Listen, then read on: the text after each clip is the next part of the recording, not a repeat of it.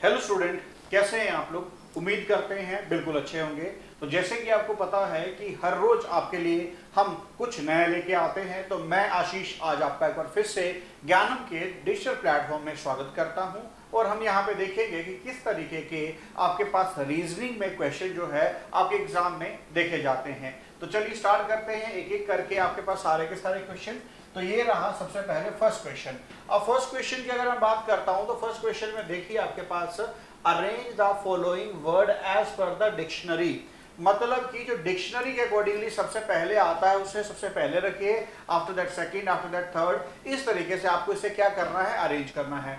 तो अगर मैं यहाँ पे बात करता हूँ तो डिक्शनरी में सबसे पहले आपको फर्स्ट अल्फाबेट से स्टार्ट करना पड़ता है। तो ए तो यहाँ पे है नहीं, यहाँ पे जो भी वर्ड होगा जहाँ से स्टार्ट हुआ होगा वहीं से हमें पकड़ना पड़ेगा।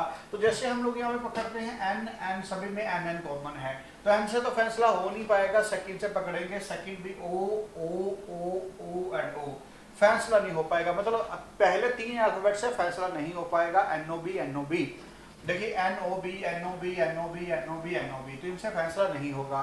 तो ऑब्वियस फैसला चौथे अल्फाबेट से होगा। तो यहाँ पे फोर्थ अल्फाबेट है आई, जिसका नंबर होता है 12। यहाँ पे है आपके, यहाँ पे एल, एल का होता है 12। यहाँ पे है आई, आई का होता है 9, एल का 12, आई का 9, और यहाँ पे बी होता है 2। तो मतलब सबसे पहले नंबर पे क्या आएगा, 2 आएगा। मतलब 5 सबसे पहले आना है। अगर 5 सबसे पहले आना है तो इंस्टेड की हम आगे जाए एक बार जरा बाई ऑप्शन को भी देख लें कि ऐसा कोई ऑप्शन तो नहीं लिखा जहां पे स्टार्टिंग ही 5 से हुई हो। तो अब मैं अगर यहाँ पे ऑब्जर्व करता हूँ तो सबसे पहले मेरे को एक ऑप्शन यहाँ पे दिख रहा है सी ऑप्शन, जिसमें कि स्टार्टिंग ही 5 से हुई है। तो इस बात का साफ तौर पे ये मतलब निकला कि जो आपके पास आंसर बनेगा वो सी ऑप्शन ही बनेगा। तो बिना देखे ही आप लोग आगे चेक किए ही आप लोग यहाँ पे आंसर कर सकते हैं। Answer is C option, answer is C option. चलिए नेक्स्ट क्वेश्चन देखते हैं। फिर से वैसा ही है, arrange the following word as per the dictionary order in the dictionary.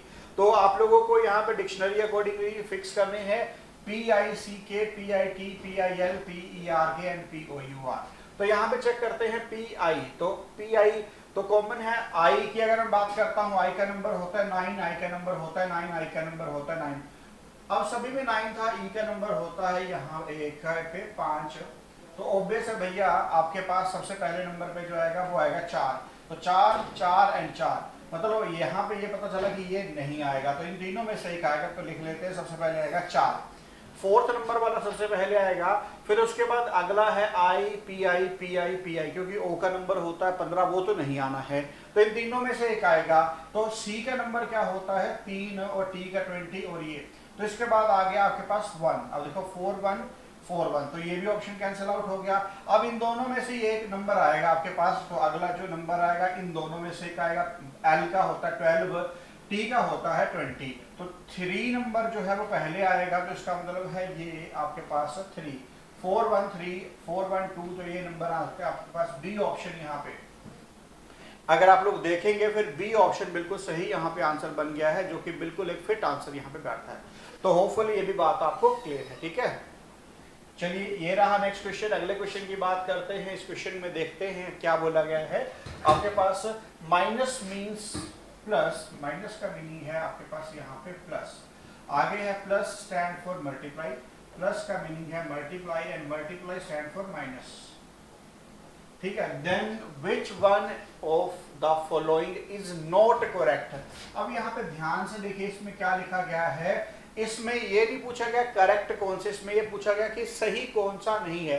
जो सही नहीं है वही आपका यहाँ पे आंसर है। तो देखिए इसमें कोई शॉर्टकट तो नहीं लगेगा, इसमें सारे के सारे एक एक करके चेक करने पड़ते हैं। तो सबसे पहले ए ऑप्शन उठाते हैं।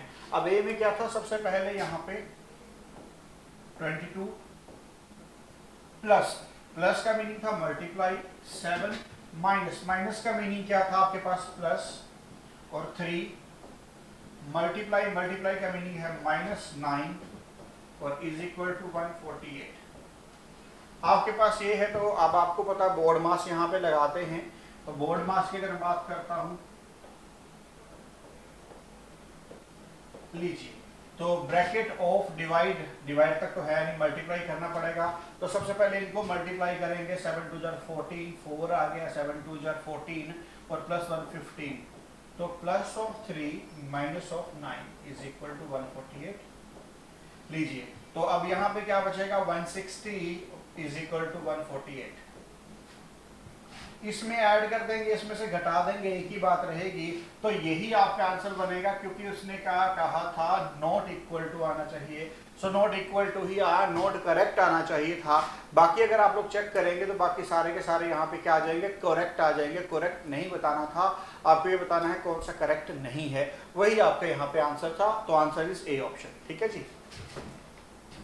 चलिए नेक्स्ट क्वेश्चन की बात करते हैं। अगला क्वेश्चन देखिए, अब आपके पास डायरेक्शन है, in each of the following question select the related word from the given alternative. तो सबसे पहले यहाँ पे देखते हैं लोइंग देन रैबिट। अब लोइंग जो है कहाँ पे रहता है, डेन, मतलब उसका हैबिटेट प्लेस है जहाँ पे वो रहता है। तो लोइंग कहाँ पे रहता है आपके पास, डेन में। तो इसी तरीके से रैबिट कहाँ पे रहता है आपके पास, बुर्रो में, जहाँ पे वो रहता है उसको क्या बोलते हैं, बुर्रो। तो आंसर इज थर्ड ऑप्शन। अब ये आपको यहाँ पे इनके हैबिटेट प्लेस जो है कहाँ पे रहते हैं, ये हमेशा आपको याद करने पड़ेंगे, इसके अलावा कोई ऑप्शन नहीं। ठीक है जी। चलिए नेक्स्ट क्वेश्चन देखते हैं। ये रहा अगला क्वेश्चन। अगले क्वेश्चन में देखते हैं, select the related letter from the given alternative. आपको यहाँ पे चेक करना है। तो सबसे पहले है यहाँ पे P Z Q W। अब यहाँ पे है N X O U। हाँ जी, इसका नंबर होता है 16, 26 और 17 और 23। लीजिए 14 और यहाँ पे 24, यहाँ पे 15, यहाँ पे 21। तो एक बात साफ तौर पे हमें नजर में आ रही है कि ऊपर से नीचे आए हैं तो क्या हुआ है, -2, -2, -2 और -2। सभी में क्या हुआ है, -2। तो आपको इसमें भी यही करना पड़ेगा, FISK। तो 6, 9, 19 और 11। तो 6 में से 2 गए, क्या है, 4 मतलब D। 9 में से 7 G, Q और I। तो आंसर ये बन जाएगा थर्ड ऑप्शन। आंसर क्या बन जाएगा, थर्ड ऑप्शन। बिल्कुल जो पैटर्न आपने पहले से देखा वही दूसरे में सेम इंप्लीमेंट करके आपको यहाँ पे आंसर बताना था। तो आंसर इज थर्ड ऑप्शन। ठीक है जी। चलिए क्लास आगे देखते हैं। नेक्स्ट की अगर बात करते हैं तो ये क्वेश्चन जो है ब्लड रिलेशन से लिया गया है। इस क्वेश्चन में क्या बोला गया वो देखते हैं। A is the father of C and D. A is the father of C, ठीक है। D is the son of B.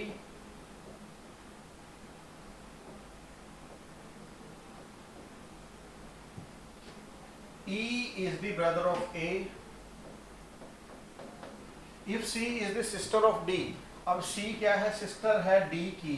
तो अब आपके पास D is the son था, तो ये आपके पास सन आ गया। अब ये दोनों आपस में हस्बैंड वाइफ हो गए, क्योंकि अगर आपस में भाई बहन हुए तो आपस में ये क्या हुए, हस्बैंड वाइफ हुए।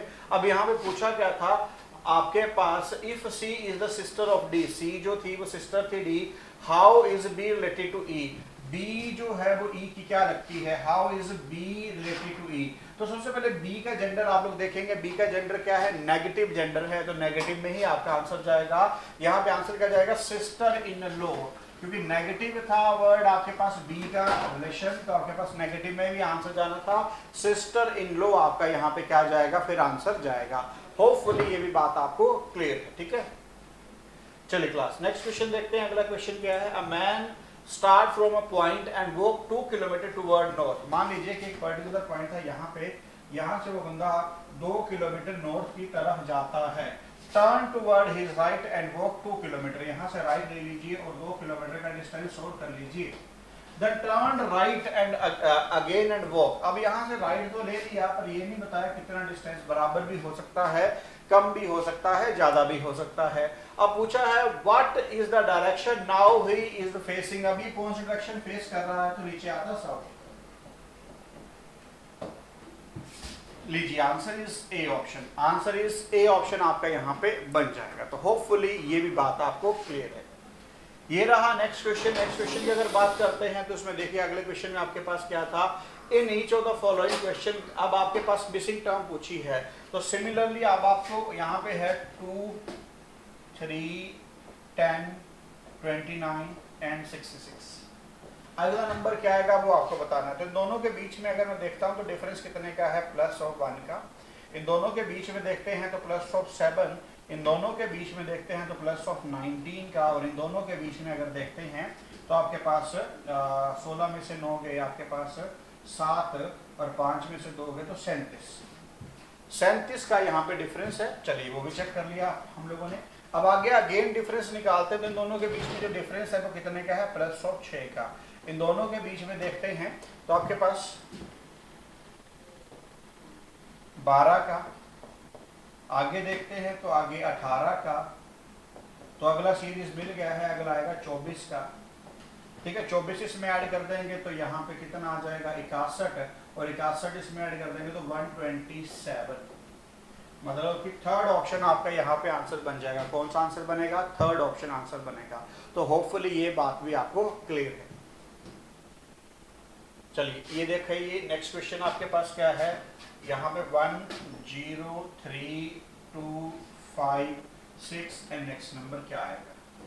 तो यहाँ पे अगर चेक करते हैं तो यहाँ से लेके यहाँ तक ऑल्टरनेट सीरीज में 1 3 5 और आगे आएगा यहाँ पे 7। ऑल्टरनेट सीरीज की अगर मैं बात करता हूँ 0 2 6 एंड अप टू 100 ये चलता जाएगा। तो ऑल्टरनेट सीरीज में मतलब एक ही क्वेश्चन में 2 सीरीज आपके पास गिवन थी, जिसमें 1 3 5 7 9 11 इस तरीके से ऑल्टरनेट यहाँ पे दिया गया था। होपफुली ये भी बात आपको क्लियर है। चलिए अगला क्वेश्चन देखते हैं, नेक्स्ट क्वेश्चन। अब इसमें क्या है, if a is 2 m is 13 और z is 52। अब सबसे पहले तो एक बात समझिए, a का कोड होता है 1 अल्फाबेट में, बट यहाँ पे डबल दिया गया है, और m का कोड होता है 13 जो कि 26 दिया गया है। मतलब साफ तौर पे हमें यह समझ में आ रहा है कि हर एक वैल्यू को डबल कर दिया गया है। तो हमें निकालना क्या है, BET का। अब b का कोड होता है 2, इसका होता है 5, इसका होता है आपके पास 20। तो इसका हो गया 4, इसका हो गया 10 डबल करके, और इसका हो गया 40। तो 40 10 50 और 4 54 इज द राइट आंसर। कितना बन गया, 54 इज द राइट आंसर। तो होपफुली ये भी बात आपको अच्छे से क्लियर है। चलिए नेक्स्ट क्वेश्चन देखते हैं। अब आपके पास इस क्वेश्चन में ये बोला गया है कि ये एक वर्ड फोटोसिंथेटिक दिया हुआ है, और इनमें से कौन सा ऐसा वर्ड है जो फॉर्म नहीं होता है, कैन नॉट बी फॉर्म्ड। कौन सा ऐसा वर्ड है जो नहीं बनता है। तो दोज THOSE, T भी है, H भी है, O भी है, S भी है, E भी है, दोज भी है। SCENT, S भी है, C भी है, E भी है, N भी है, T भी है। ठीक है, PRONE, P है पर R नहीं है, तो इस वजह से आंसर क्या बन जाएगा, थर्ड। इस वजह से आंसर क्या बन जाएगा, यहाँ पे पूरे में R अल्फाबेट नहीं था, तो जो नहीं था वही तो आपको यहाँ पे बताना था। सो आंसर इज आपके पास थर्ड ऑप्शन। होपफुली बात क्लियर है। चलिए नेक्स्ट क्वेश्चन की बात करते हैं। प्रोस्पेक्टिव है, और इसमें भी यही बताना है कि कौन सा वर्ड जो है नहीं बनेगा। तो सबसे पहले अगर मैं बात करता हूँ PEP, TIC, ये तो बन गया जी। ठीक है, पहला तो बन गया। अब अगला वर्ड उठा के देखते हैं, सेकंड है आपके पास PEPPER। देखते हैं, अगर P की बात करता हूँ है, E की बात करता हूँ है, P एक तो है बट एक P तो है, दूसरा P यहाँ पे नहीं है। अगर मैं बात करता हूँ फिर E भी मिल जाएगा और R भी मिल जाएगा, पर ये जो अगला P था वो नहीं मिलेगा। So answer is B option. Answer is B option आपके पास यहाँ पे बनेगा। होपफुली ये भी बात आपको क्लियर है। ठीक है, चलिए इसी तरीके से नेक्स्ट क्वेश्चन की हम बात करते हैं। अगला क्वेश्चन जो है सिलोजिज्म से लिया गया। इस क्वेश्चन में देखते हैं, ऑल डॉग आर बुक्स।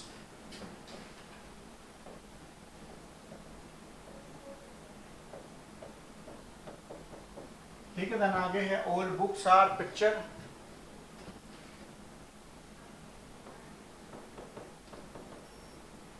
ठीक है, यहाँ पे फर्स्ट कंक्लूजन क्या है, ऑल डॉग आर पिक्चर। सारे के सारे डॉग पिक्चर के अंदर हैं, बिल्कुल जी हैं। अगला क्या है, ऑल बुक आर डॉग्स। सारे के सारे बुक्स डॉग के अंदर हैं, गलत है जी ये बात तो। अगला क्या है, ऑल पिक्चर आर डॉग। सारे के सारे पिक्चर डॉग के अंदर हैं, गलत है जी ये भी बात है ना। अब यहाँ पे क्या, some picture are book, some picture are book, ये थर्ड सही है, सॉरी फोर्थ सही है। फर्स्ट एंड फोर्थ बिल्कुल सही हैं। तो यहाँ पे चेक करिए, देखिए बनता तो आइदर है, पर आइदर में कोई ऐसा लिखा नहीं हुआ है। तो 1 एंड 4 का ऑप्शन आप देख के फॉलो कर देंगे, ए ऑप्शन 1 एंड 4 फॉलो। ठीक है, तो आंसर क्या बनेगा, 1 एंड 4 फॉलो। तो आपके पास फर्स्ट ऑप्शन यहाँ पे आंसर बन जाएगा। ये रहा नेक्स्ट क्वेश्चन। अब एक देखिए, इसमें क्या है, Sudesh rank 7 from the top and 28 from the bottom. How many student there in a class. अब एक रो थी या एक लाइन थी जिसमें एक बच्चे का रैंक सुदेश जिसका नाम था। टॉप से उसका रैंक कितना है, 7th है, और बॉटम से कितना है, 28th। ठीक है, अब इसका फॉर्मूला होता है total is equal to top plus bottom -1। Total top से कितना था, 7 था, बॉटम से कितना था, 28 था, -1। तो अगर मैं यहाँ पे बात करता हूँ, एक कम हो जाएगा, 7 6 बचेगा, और 28 प्लस 2 3 और 4 34 आपका यहाँ पे आंसर। तो टोटल जो है आपके पास शुरू में 34 बच्चे थे जो कि आप लोगों से यहाँ पे पूछा गया था। ये फॉर्मूला था total is equal to top plus bottom -1 directly fill करके आप लोगों ने यहाँ पे आंसर निकाल दिया। चलिए अगला क्वेश्चन देखते हैं यहाँ पे, विच one of the following figure represent the among relationship shirt, bedsheet and towel. अब देखिए शर्ट अलग होती है, बेडशीट अलग होती है, टॉवल अलग होता है, तो तीनों की तीनों चीजें जो हैं बिल्कुल अलग अलग होती हैं, तो इसलिए यहाँ पे आंसर क्या बनेगा, ए ऑप्शन। क्योंकि शर्ट, बेडशीट एंड टॉवल तीनों की तीनों अलग अलग चीजें हैं, इस वजह से आंसर यहाँ पे क्या बनाया जाएगा, ए ऑप्शन। इस वजह से आंसर यहाँ पे क्या बनाया जाएगा, ए ऑप्शन। तो यहाँ तक उम्मीद करते हैं कि सारे के सारे क्वेश्चन आप लोगों को अच्छे से समझ में आए होंगे। ठीक है, तो जुड़ने के लिए बहुत बहुत धन्यवाद।